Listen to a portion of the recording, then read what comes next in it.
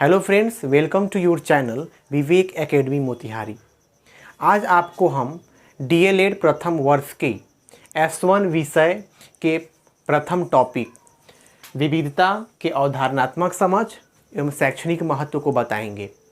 एक एक करके चलेंगे। पहले हम विविधता को बता देंगे, उसके बाद असमानता के बारे में बताएंगे, फिर वंचना के बारे में।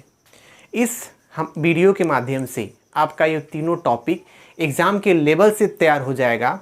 अगर एग्ज़ाम में इस टॉपिक से प्रश्न आते हैं तो आपका एक नंबर भी नहीं कटेगा। जिस तरह हमने भी एग्ज़ाम में लिखा और अच्छा परफॉर्मेंस किया, तो आपको भी सिखाएंगे इस टॉपिक के बारे में कि कैसे इस टॉपिक को समझना है।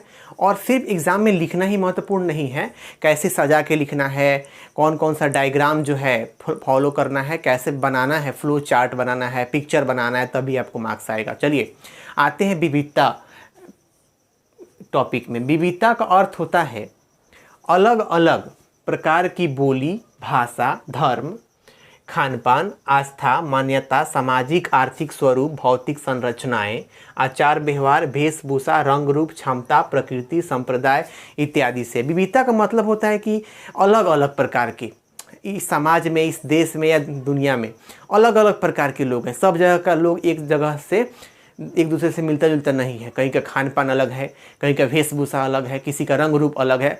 हर मनुष्य हर प्रकार से एक दूसरे से अलग है। तो यही तो विविधता है। विविधता मतलब अलग अलग प्रकार का खान पान होगा। और बहुत सारे स्टेट हैं, बिहार का खान पान दूसरा है, गुजरात का खान पान दूसरा है। इस तरह कहीं के लोग दूसरा पर्व मनाते हैं, कहीं के लोग दूसरा पर्व मनाते हैं। उसके बाद अलग अलग बोली है, कहीं के लोग गुजराती बोलते हैं, कहीं के लोग भोजपुरी बोलते हैं, कहीं के लोग हिंदी बोलते हैं। उसके बाद प्रकृति है, अलग अलग, कहीं पहाड़ है, कहीं समतल है, कहीं मैदान है। रंग रूप से भी अलग हैं, कहीं के लोग गोरे हैं, कहीं के लोग काले हैं। उनका पहनावा अलग अलग है, उनका संप्रदाय अलग अलग है। हिंदू, मुस्लिम, सिख, ईसाई अलग अलग संप्रदाय के लोग हैं, सभी आपस में भाई भाई। तो ये तो आपका एक सामान्य परिचय हो गया विविधता के बारे में। लेकिन जो है विविधता के बारे में सामान्य परिचय परीक्षा में लिखने के बाद आपको एक डायग्राम के द्वारा बताना होगा विविधता में कितने प्रकार के टॉपिक आते हैं। तो एग्ज़ाम में ऐसे फ्लो चार्ट बनाइएगा, कॉपी में एक कॉपी का स्पेस भी आपका भर जाएगा। उसके बाद से विविधता के बारे में भी आप समझ जाइएगा। अगर आपको इस वीडियो से लाभ होता है तो हमारे चैनल को सब्सक्राइब करें, लाइक करें, कमेंट करें। अगर आप हमारे से जुड़िएगा तो आप एग्ज़ाम में बहुत बेहतर परफॉर्मेंस कर पाइएगा। आते हैं विविधता में क्या क्या आता है। पहला है जातिगत विविधता। हमारे समाज में अलग अलग प्रकार के जाति के लोग हैं, धर्म के लोग हैं, आप जानते हैं, इससे आप वाकिफ़ है। उसी के आधार पर लोग अलग अलग प्रकार की विविधता होता है, अंतर होता है एक दूसरे में। लिंग के आधार पर विविधता, लड़का लड़की में भेदभाव है ना, तो इसके आधार पर विविधता होता है। धर्म के आधार पर विविधता को धार्मिक विविधता बोलते हैं। संस्कृति के आधार पर भी जो विविधता होती है समाज में, उसको सांस्कृतिक विविधता बोलते हैं। भाषा के आधार पर विविधता होती है तो भाषाई विविधता। रंग रूप के आधार पर और शारीरिक बनावट के आधार पर विविधता होगी तो उसको रंग रूप शारीरिक विविधता।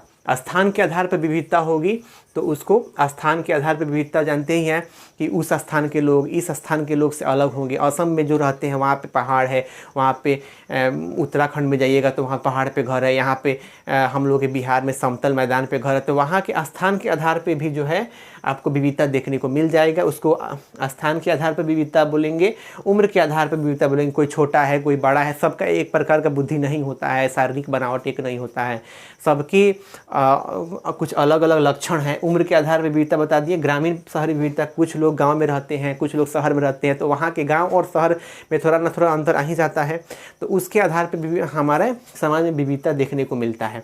इतना एग्ज़ाम में लिखने के बाद आपको एग्जामिनर समझ जाएगा कि चलो बच्चा जो है ऐसे लिख के भी बता दिए डिफिनेशन, उसके बाद डायग्राम के द्वारा बता दिए। लेकिन इतना ही करने से नंबर नहीं मिलेगा। उसके बाद आपको कुछ है ऐसे थिंकर्स का भी लिखना होगा कि और भी कोई थिंकर्स है, कोई विचारक है जिसका विविधता पर विचार है। तो यहाँ पे गर्फेल के अनुसार जो है एक जो है थिंकर का नाम लिख दीजिएगा।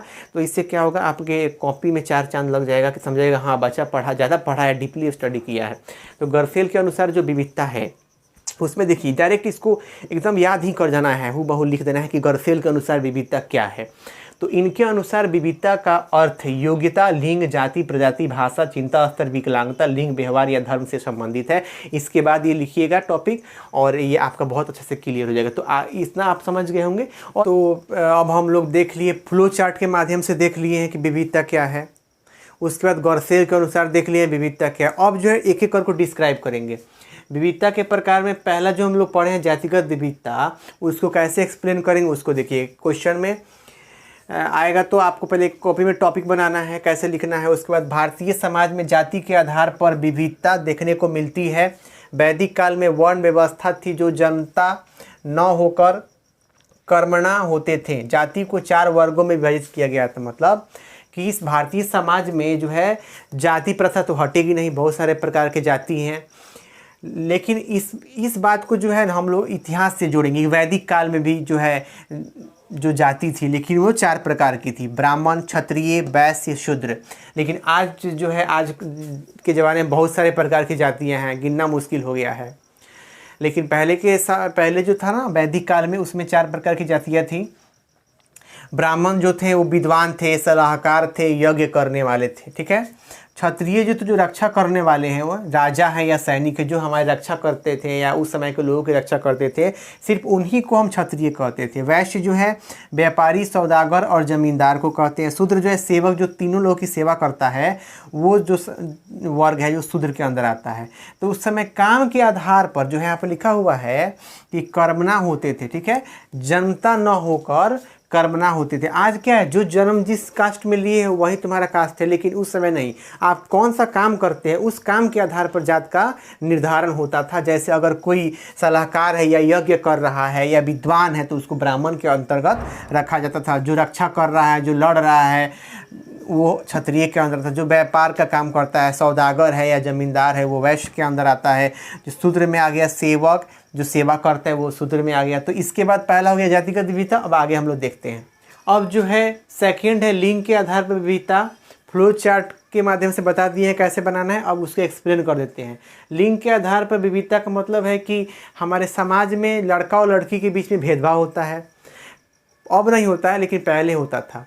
लड़कियां जो है घर का काम करेगी, चूल्हा चौका करेगी, बर्तन करेगी, लेकिन लड़के जो है बाहर घूमेंगे, खेलेंगे, कूदेंगे, स्कूल पढ़ने जाएंगे। लड़कियों को कोई अवसर नहीं, उनको कोई आज़ादी नहीं। उसी के बारे में इसमें जिक्र करना हम लिखे हैं कि इससे तात्पर्य है कि हमारे समाज में लड़कों एवं लड़कियों के बीच भेदभाव देखने को मिलती है। समाज में लड़कों को सभी प्रकार की आज़ादी एवं लड़कियों को बंधन युक्त जीवन में जीना सिखाया जाता है, ठीक है। लड़कियों को कहा जाता है कि तुम लड़की हो, तुम जो है सारे बाधाओं को सहना है, आज़ादी तुम्हें नहीं मिल सकती।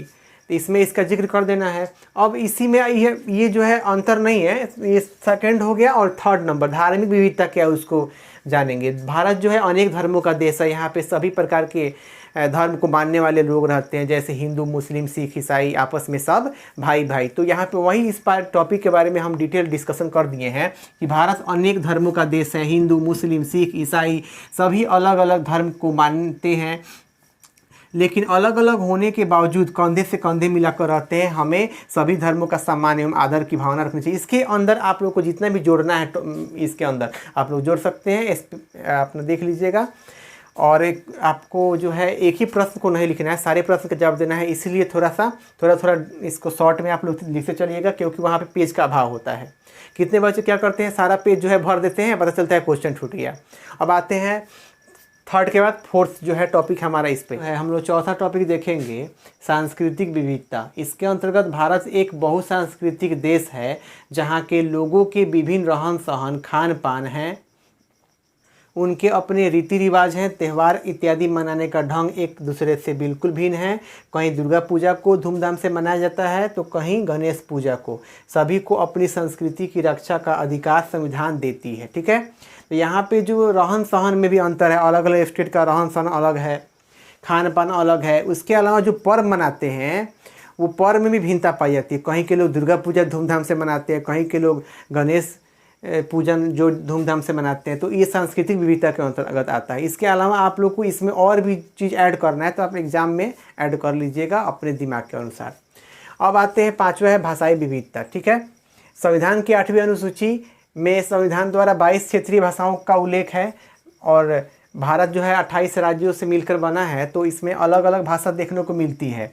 सभी का भाषा अलग अलग होने के बावजूद हम सभी प्रेम एवं भाईचारे के साथ मिलजुल कर देश की उन्नति एवं प्रगति की बात करते हैं। भाषा अलग अलग है, उससे कोई फर्क नहीं पड़ता, ठीक है। हम सब भारतीय हैं और मिलजुल कर हमारे समाज के निर्माण में, हमारे देश के निर्माण में सहयोग करेंगे, कोई भेदभाव नहीं करेंगे। तो इसके अंदर ये बात है। तो आइए नेक्स्ट जो है विविधता के प्रकार में हम देखते हैं 6ठा नंबर में रंग रूप शारीरिक विविधता। इसको एक बार पढ़ लेते हैं। इसके अंतर्गत भारत विविधता का देश है जहाँ अलग अलग प्रकार के रंग रूप के लोग मिलते हैं। कोई गोरा है, कोई काला है, शारीरिक बनावट भी अलग अलग है, कोई लंबा है, कोई मोटा है, कोई नाटा है इत्यादि। कोई शारीरिक रूप से सक्षम है तो कोई असक्षम, इसके बावजूद हम सब एक हैं।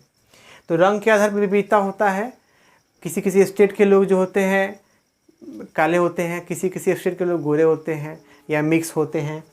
और ये रंग रूप के अंतर्गत आ गया। शारीरिक विविधता में कोई दिव्यांग है तो वो तो शारीरिक रूप से अक्षम है ना, और जो सक्षम है तो इसमें भी अंतर मिलता है, कोई सक्षम है कोई असक्षम है।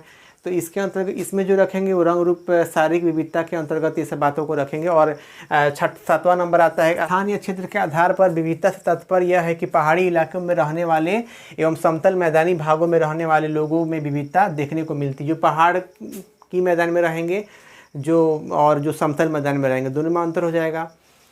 खान पान में भी अंतर हो जाएगा, उनके वेशभूषा, चाल चलन, खेती करने के प्रकार में अंतर है ना, हर चीज़ में अंतर देखने को मिलेगा। ये अगर स्पष्ट शब्दों में कहें तो एक क्षेत्र में व्याप्त विशिष्टता का दूसरे क्षेत्र से भिन्न होना ही क्षेत्रीय विविधता है। जैसे उत्तराखंड में आपको वो पहाड़ है, बारिश होती है, जम्मू कश्मीर में ठंड लगता है, बिहार में तो सभी प्रकार के मौसम रहते हैं। तो ये स्थान के आधार पर निर्भर करता है। कहीं पे सिरनुमा खेती होती है और हमारे बिहार में जो है समतल मैदान में खेती होती है। सब में अंतर है, स्थान के आधार पर अंतर है। तो ये आप 7 नंबर देख लिए। तो विविधता के अगले प्रकार 8 नंबर में जो है उम्र के आधार पर विविधता देखेंगे। हमारे देश में अलग अलग आयु वर्ग के लोग रहते हैं।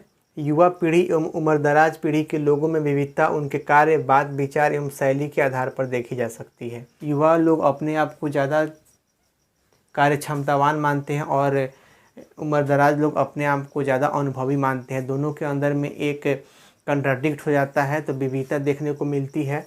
और 9 नंबर जो है उसमें ग्रामीण एवं शहरी विविधता है। ग्रामीण एवं शहरी जीवन शैली, खान पान, शिक्षा एवं अन्य चीज़ों में अंतर देखने को मिलता है। शहर में रहने वाले लोग शिक्षा, रोजगार एवं स्वास्थ्य सभी क्षेत्रों में ग्रामीण लोगों से आगे हैं, क्योंकि शहर में लोग जो होते हैं वो सभी क्षेत्रों में आगे रहना चाहते हैं। शिक्षा में, स्वास्थ्य में उनको पढ़ाई का महत्व, शिक्षा का महत्व, स्वास्थ्य का महत्व, सभी चीज़ों के महत्व के बारे में उनको अच्छे से पता होता है। तो अपने विविधता के प्रकार को देख लिया। अब लास्ट बच गया विविधता के लाभ या गुण, है ना। एग्जाम में 5 पॉइंट आप लिख देंगे, आपको अच्छा रहेगा।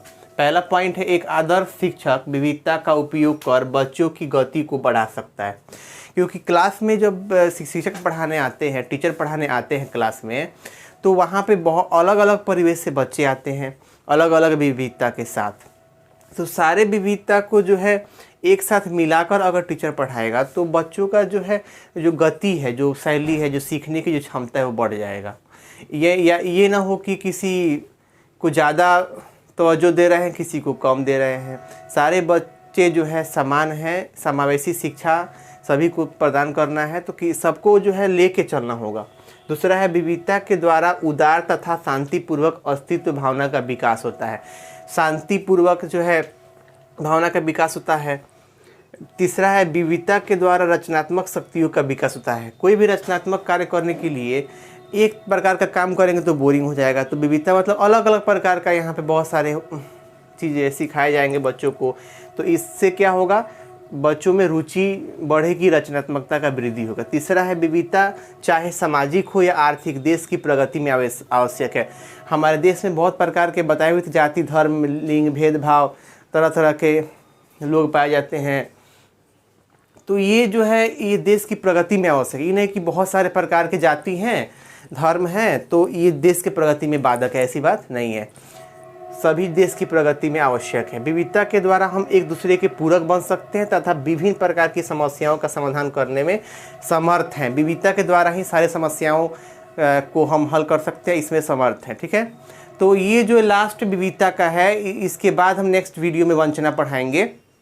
तो अगर आपको ये वीडियो अच्छा लगता है और तो आप हमारे चैनल को शेयर, सब्सक्राइब और लाइक करें और कमेंट करें कि आपको कैसा लगा। धन्यवाद।